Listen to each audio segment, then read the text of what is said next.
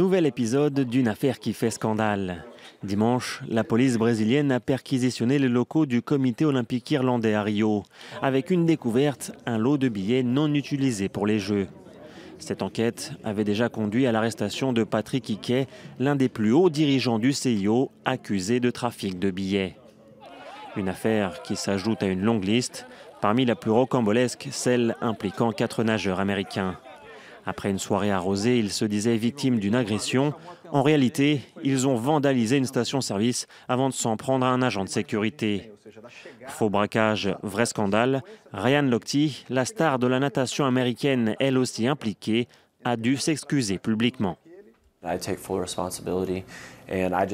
J'assume l'entière responsabilité de mes actes et je tiens à dire aux Brésiliens que je suis sincèrement désolé et que je suis gêné.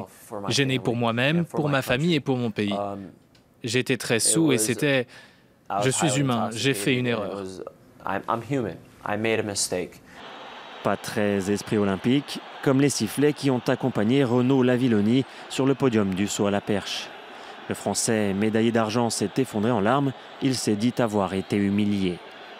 Et que dire des incidents entre athlètes libanais et israéliens pour monter dans un bus, ou du judoka égyptien qui a refusé de serrer la main d'un Israélien après le combat.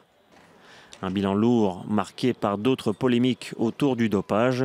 Cela avait commencé avant les Jeux avec la suspension de la quasi-totalité des athlètes russes. Et elles ont continué durant la compétition, avec cette déclaration du nageur français Camille Lacour à propos d'un concurrent chinois. Ça me dégoûte de voir des gens qui ont triché sur les podiums. Sun Yang, il pisse violet.